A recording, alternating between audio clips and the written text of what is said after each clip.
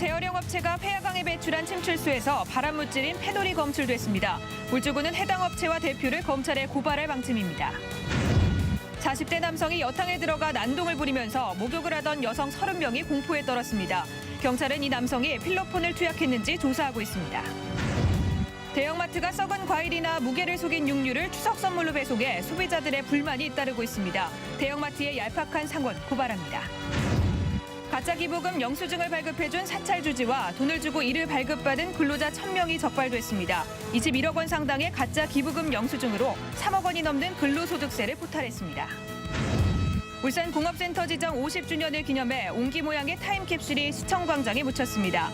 50년 뒤에 제가 없을지도 모르지만은 엄마가 자기들을 무척 사랑했다는 걸 느낄 수 있도록 그런 내용으로 담았습니다. 이 타임캡슐은 50년 뒤 공업센터 지정 100년에 맞춰 개봉됩니다. 울산시가 고등법원 원외재판부와 가정법원을 유치하기 위해 유치위원회를 발족하고 범시민 서명운동에 들어갔습니다. 서영문화재의 대표 행사인 월드뮤직 페스티벌에서 국내 처음으로 음악 시장이 열렸습니다. 우리나라를 중심으로 아시아 음악의 해외 진출이 기대됩니다. 외솔 최연배 선생의 정신을 이어받아 한글사랑 운동을 펼치고 있는 이성태 외솔의 울산지회장을 피플앤뉴스에서 만나봤습니다. 여러분 안녕하십니까? 10월 5일 금요일 EBC 프라임 뉴스입니다. 울산 공업센터 50주년을 기념해 타임캡슐이 시청 광장에 묻혔습니다. 시민 희망편지 등 680점이 들어있는 타임캡슐은 50년 뒤 공업센터 100주년 기념일에 개봉될 예정입니다. 김익현 기자가 보도합니다. 조그마한 어촌이던 울산은 50년 전 공업센터로 지정되며 새 역사가 시작됐습니다. 기타 연관 산업을 건설하기 위하여 경상남도 50년이 지난 지금 21만 명이던 울산의 인구는 120만 명으로 26만 달러이던 수출은 714억 달러로 27만 배 늘며 산업 수도로 우뚝 섰습니다. 환경 오염과 강제 이주 등 아픈 역사도 있었습니다. 울산의 지난 50년 역사가 고스란히 담긴 타임캡슐이 땅속에 묻혔습니다. 지름 110cm, 높이 180cm의 옹기 모양인 타임캡슐에는 공업센터 지정 50주년 기념사업 기본계획 등 소중한 자료 680점이 들어있습니다. 힘들게 오늘의 울산을 만들었다는 그 노력과 또 긍지와 자존을 우리 후세 세대에게 넘겨주기 위한 것입니다. 이 자리에 계신 분들은 그때 개봉을 볼 수 있는 분이 몇 분이나 될런지 모르겠습니다. 태화강에 연어가 돌아오는 영상물과 시가지 위성사진, 교통단속 도구와 고래고기 음식점 자료도 포함됐습니다. 특히 시민들의 희망편지 135통도 함께 묻혀 의미를 더하고 있습니다. 50년 뒤에 제가 없을지도 모르지만은 이제 자기들한테 혼내고 그다음에 꾸짖고 이런 마음이 다 자기들을 사랑했다는 걸 느낄 수 있도록 그런 마음으로 산업 수도로 성장한 지난 반세기의 역사와 창조도시 도약의 꿈을 함께 담은 울산의 타임캡슐. 이번에 묻힌 타임캡슐은 50년 뒤인 2062년 2월 3일에 개봉됩니다. UBC 뉴스 김익현입니다. 지난달 폐기물 재활용 업체가 회항하게 배출한 침출수에서 발암 물질인 페놀이 검출됐습니다. 울주군은 해당 업체와 대표를 검찰에 고발할 방침입니다. 이다루 기자가 취재했습니다. 진화와 강양을 연결하는 서생교 인근 회화강에 붉은색을 띤 물질이 수십 미터 띠를 이루고 강물을 따라 흘러갑니다. 인근 폐기물 재활용 업체 야적장에 쌓아놓은 폐주물사의 침출수가 빗물에 섞여 강으로 그대로 흘러 들어간 겁니다. 태풍 때죠. 비가 와가지고 물이 날 때가 없거든요. 비가 오니까 이제 이렇게 야적 해놓은 게 근데 이제 씻겨가지고. 침출수를 채취해 울산보건환경연구원에 수질 검사를 의뢰한 결과 발암 물질인 페놀이 많게는 9.961mg/L가 검출됐습니다. 수질 및 생태계 보전법을 적용하면 3.3배를 초과한 거지만 먹는물 수질 기준 및 환경정책 기본법상 허용 기준치를 적용하면 무려 2,000배나 초과한 겁니다. 페놀은 피부 점막 등의 조직을 부식시키고 중추신경계를 마비시켜 심할 경우 사망에 이르게 하는 맹독성 발암물질입니다. 유출사고가 난 뒤 뒤늦게 집수조를 만들었지만 여전히 붉은색 침출수가 넘쳐 인근 농지와 임야로 그대로 흘러들어가고 있습니다. 상황이 이런데도 울주군은 이 업체에서 흘러간 폐주물사 침출수의 양이 얼마나 되는지 정확하게 파악하지 못하고 있습니다. 이 일대 지하수를 식수로 사용해온 주민들은 불안에 떨고 있습니다. 그 패널이 초과돼 가지고 그 공공수요 나간 부분에 대해서는 우리가 직접 조사를 해서 사건 송치할 예정이고, 허술한 관리 감독으로 생태하천이 무방비로 오염되고 주민 건강이 위협받고 있습니다. UBC 뉴스 이다루입니다. 추석 때 받은 선물을 열어보니 이미 상했거나 양이 턱없이 부족하다면 얼마나 황당할까요? 일부 대형마트들이 명절 선물은 항의를 잘 하지 않는다는 점을 악용해 이 같은 짓을 일삼고 있습니다. 보내는 사람의 정성에 먹칠을 하는 얌체 상혼, 김규태 기자가 고발합니다. 추석을 며칠 앞두고 울산의 한 대형마트에서 7만 원을 주고 사과 한 박스를 구입한 이모 씨. 구입한 사과를 전주에 사는 지인에게 선물했다. 황당한 전화를 받았습니다. 사과 가운데 3분의 1가량이 이미 썩었다는 거였습니다. 3분의 1 이상 썩어 있더라. 그 얘기를 듣고 저는 되게 황당스럽죠. 미안한 마음이 오히려 제가 더 들었어요. 썩어 있는 걸 선물해 주니까. 남구 신정동에 사는 정모 씨도 추석 전날 친척이 보내온 한우 선물을 때마침 집에 있던 저울에 달아보고는 깜짝 놀랐습니다. 남구의 한 대형마트 이름이 붙은 포장지엔 고기양이 2.4kg이라고 돼 있었지만 포장지를 포함해도 고작 1.8kg밖에 되지 않았습니다. 명절 때 이렇게 마음을 담은 선물이 손상되거나 제대로 전달되지 못했다면 참 난처해질 텐데요. 실제 지난 추석 전 12월 동안 한국소비자원에 접수된 추석 선물 배송 관련 민원만 무려 273건에 이르는 것으로 나타났습니다. 택배 물량이 많아 간혹 손상될 수 있다고는 하지만 선물을 받은 사람이 보낸 사람의 정성을 생각해 그냥 넘어가는 경우가 많다는 점을 악용하는 경우도 적지 않은 걸로 보입니다. 물건이 썩었다. 그냥 이제 도의상으로 해가지고 저희가 그냥 한 개를 세트를 더 드리고 이랬거든요. 피해 보상을 받기 위해서는 택배 직원이 보는 앞에서 내용물 상태를 확인하고 파손되거나 변질된 물품은 바로 반송해야 합니다. 이제 3일 이내에 왔다면은 보내는 사람한테 이제 배당 책임을 적으면서 바로 반송을 시키면 되고요. 변제했으면 판매자하고 배송자하고 둘 다 이제 문제가 되겠죠. 정성을 주고받는 미풍양속이 일부 마트의 얌체 상온에 멍들고 있습니다. UBC 뉴스 김규태입니다. 40대 남성이 목욕탕 여탕에 들어가 난동을 부리는 일이 발생했습니다. 경찰은 이 남성의 필로폰 투약 여부에 대해 조사를 벌이고 있습니다. 윤경재 기자가 취재했습니다. 41살 박모 씨가 목욕탕 여탕에 들어간 건 오늘 오전 11시쯤. 목욕탕에 간 박 씨는 30분쯤 4층 남탕에 머무르다 사우나복으로 갈아입고 2층 여탕 문을 열었습니다. 박 씨는 여탕 관리인이 웃옷을 당기며 저지하자 아예 웃옷을 벗은 채 탈의실을 돌아다녔습니다. 몇 명의 여성들이 박 씨를 막기 위해 승강이를 벌였지만 결국 박 씨는 욕탕 안까지 들어간 것으로 전해졌습니다. 여자들이 많았어요. 우리가 30명 넘어. 여자 얼굴 살폈어요. 걷고 있는 사람들 얼굴 살피고. 맨 밑에서 유리를 막았는데도 도저히 힘이 부딪혀서 들어와 버렸어요. 목욕을 하던 여성들은 큰 충격을 받았습니다. 그 2분여 동안 여탕을 돌아다니던 박 씨는 목욕탕 관계자들에 의해 남탕으로 옮겨졌고 뒤이어 도착한 경찰에 체포됐습니다. 들어간다고 물었더니 보이니까 들어갔고 보고 싶어서 들어갔다. 그렇게. 박 씨는 체포 당시 예전에 필로폰을 투약한 적이 있다고 말한 것으로 알려졌습니다. 경찰은 박 씨를 건조물 침입죄로 입건해 필로폰 투약 여부 등에 대해 조사하고 있습니다. UBC 뉴스 윤경재입니다.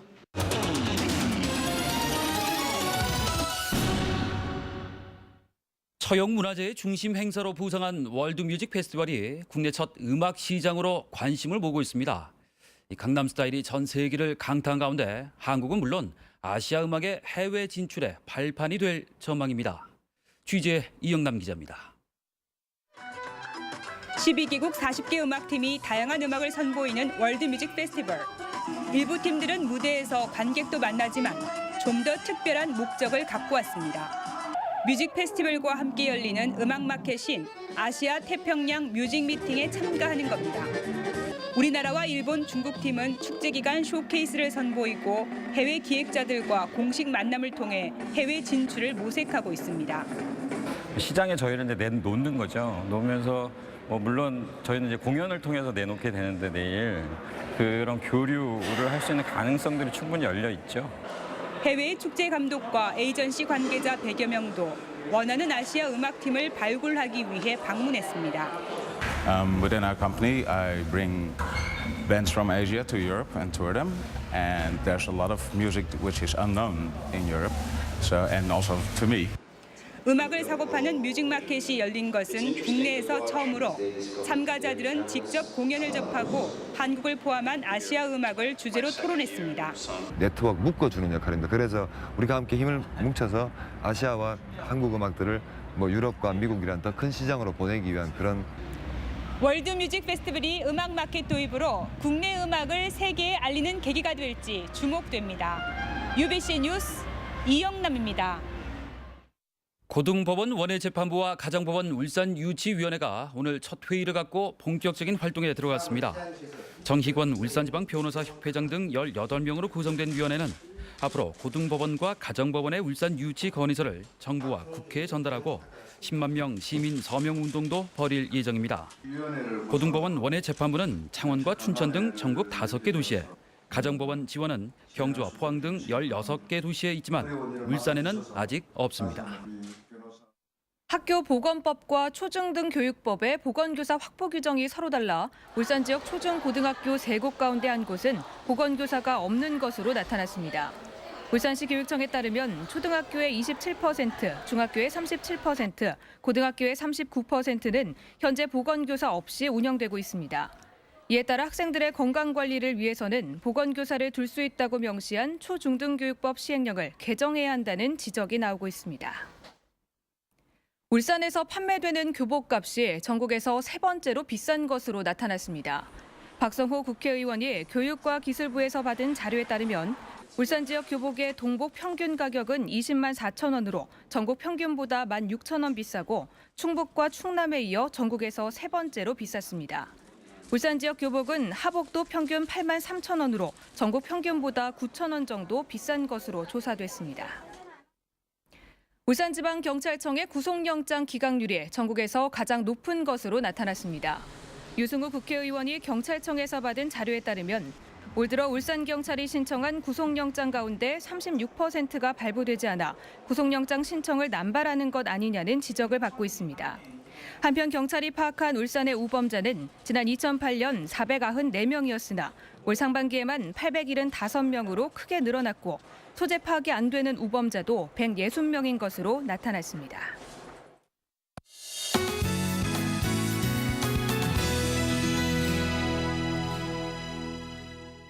제566돌 한글날을 맞아서 외솔 최현배 선생의 고향인 울산에서 한글문화예술제가 열립니다. 이 외솔의 정신을 이어받아서 한글사랑 운동을 펼치고 있는 이성태 외솔회 울산 지회장을 피플앤 뉴스에서 만나봤습니다. 한글의 소중함과 중요성을 알리는 일에 모든 열정을 쏟은 이성태 외솔회 울산지회장에게 한글문화예술제의 의미는 남다릅니다. 네, 이번 한글 문화 행사가 어떤 의미를 지니고 있는지 궁금합니다. 울산에서 먼저 시작돼서 한글의 중심으로서 세계로 나아가서 마치 한류가 세계로 뻗어나가듯이 자연스럽게 한글의 세계화는 이루어지지 않겠나. 이 지회장은 청량초등학교를 비롯해 7개 초등학교에서 교사로 재직하면서 외솔 선생과 같이 평생을 한글 연구에 앞장섰고 외솔과 한글 그리고 울산학 연구를 하면서 한글의 중요성을 알리는 데 힘써왔습니다. 네, 처음 이 일을 시작하시게 된 계기는 어떻게 되시나요? 어린이들에게 울산의 정신, 병영의 정신, 나라 사랑의 정신을 이어가기 위해서 특히 외솔 최현배 선생은 병영에서 태어나시고 자란 윤영기를 자랐기 때문에 그곳을 중심으로 해서 우리 외솔 선생님을 연구하게 되었습니다.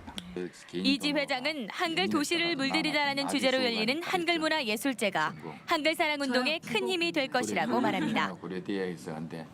시민들이 생활 속의 한글을 찾는 소중한 계기가 되는 것은 물론 사투리 경연대회와 최연배 퀴즈 등을 통해 미래의 주역들에게 한글의 소중함을 심어줄 수 있기 때문입니다. 한글 바람을 일으켜가지고 세계로 나아가는데 조금이라도 도움이 되는 그러한 역할을 하고 싶습니다. 울산을 한글 사랑의 중심으로 만들자는 이 지회장의 말처럼 한글문화예술제가 한글 세계화의 기폭제가 되길 기대해봅니다. 피플의 뉴스 김혜진입니다.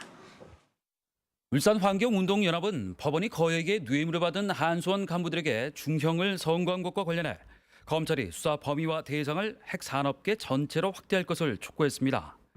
울산환경연은 고리원전 등의 다양한 사고와 나쁜 비리는 직간접적으로 연관이 있을 수 있다고 지적했습니다. 한편 한수원 비리 사건 판결을 맡은 울산지법 성금석 부장판사도 한수원의 구조적 비리가 원전의 안전성을 위협할 수 있다고 지적했습니다. 울산지법은 가짜 기부금 영수증을 발급한 사찰주지 A씨에게 징역 1년에 집행유예 2년을 선고했습니다. A씨는 지난 2009년부터 지난해까지 근로자 1,100명에게 한 건당 2만 원을 받고 모두 21억 원 상당의 가짜 기부금 영수증을 발급해준 혐의로 기소됐습니다. 법원은 가짜 기부금 영수증으로 근로자들이 포탈한 근로소득세는 3억 2천만 원이라고 설명했습니다. 울산지검 특수부는 토지 감정가를 10억가량 부풀려준 혐의로 감정평가법인 전 울산지사장 60살 김모 씨를 구속 기소했습니다. 김 씨는 지난해 3월 이미 구속된 대출 브로커 52살 장모 씨로부터 4천만 원을 받고 50억 원가량인 울주군 삼남면 가천리의 전원주택 예정지 감정가를 60억 원가량 높게 평가해준 혐의를 받고 있습니다. 울산공항 관제실의 관제사가 잠이 들어 울산공항에 착륙하려던 비행기가 10분가량 연착한 사실이 뒤늦게 드러났습니다. 국토해양부는 지난 1일 오후 4시 김포에서 출발해 4시 37분 울산에 착륙하려던 항공기가 관제실이 착륙 허가를 내주지 않아 연착했다고 밝혔습니다. 국토해양부는 당시 울산공항 관제실의 관제사 2명 가운데 1명은 식사 중이었고 1명은 잠이 들어 이 같은 일이 벌어졌다며 진상조사를 거쳐 징계할 것이라고 밝혔습니다. 오늘 낮 12시 10분쯤 부산 울산 고속도로 울산 방향 24.3km 지점에서 29살 신모 씨의 승용차와 62살 이모 씨의 1톤 트럭이 부딪혀 이 씨의 트럭이 넘어졌습니다. 이 사고로 트럭에 실려있던 인화성 페인트에 불이 붙으면서 이 씨의 트럭이 전부 불탔습니다. 경찰은 3차로를 달리던 신 씨가 2차로에 앞서가던 이 씨의 트럭을 들이받으면서 사고가 난 것으로 보고 정확한 사고 원인을 조사하고 있습니다. 태화강 생태계 복원을 위한 어린 은어 방류 사업이 확대됩니다. 울산시는 지난 2009년부터 해마다 어린 은어 2만 마리씩 방류했지만 내년부터 5년간은 10만 마리씩 방류하기로 했습니다. 울산시는 은어를 연어와 황어와 함께 태화강의 건강성을 알리는 지표로 키워나가겠다고 밝혔습니다. 울주군 진화를 거점으로 하는 해양 관광 개발 사업이 탄력을 받을 전망입니다. 국회 기획재정위원장인 강길부 의원은 진화 마리랑항 기본 설계비 3억 원과 해양 경관 산책로 조성 사업비 5억 원 등 8억 원을 정부 예산안에 최종 포함시켰다고 밝혔습니다. 울주군은 PWA 대회를 계기로 진화 일대 해양 관광 개발을 본격 추진하고 있습니다. 지난 5월 언양 119 구조대에 의해 구조된 노랑목도리 담비 한 마리가 재활 치료를 끝내고 오늘 울주군 상북면 백운산에 방사됐습니다. 울산시와 국립환경과학원은 자연으로 돌려보내는 담비에 위치 추적기를 부착해 이동 경로와 서식지 확인 등 생태 환경 모니터링을 실시할 예정입니다. 멸종 위기종 2급인 담비는 깊은 산악지대에 주로 서식해 그동안 생태적 특성이 거의 알려지지 않았습니다. 다음은 간추린 뉴스입니다. 제12회 울산 시민의 날 기념식이 오늘 시청에서 열렸습니다. 이 자리에서는 사회봉사부문 권인호 씨 등 4명이 시민 대상을 받았고 기념식과 함께 울산 근대화 50년 사진전도 마련됐습니다. 2012 울산 동구 북페스티벌이 시끌북적 채굴림 한마당이라는 주제로 오늘과 내일 이틀 동안 열립니다. 동구청 광장에서 열리는 이번 축제는 책 전시 행사와 함께 울산 출신 만화가 박재동 화백과 가수 안치환 등이 찾아 북콘서트를 선보입니다. 동구 화암중학교 학생들이 올해로 2년째 추석과일을 모아 이웃돕기 행사를 벌였습니다. 학생들은 집에 있는 추석과일들을 모아 열상자를 만들었으며 동구 장애인 보호작업장 등 보호시설 3곳에 전달했습니다. 10월의 첫 주말 나들이 계획 세우는 분들 많으실 텐데요. 이상미 캐스터, 주말에도 날씨가 좋을까요?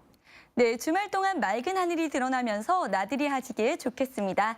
내일은 아침 최저 기온 14도, 낮 최고 기온은 23도가 되겠습니다.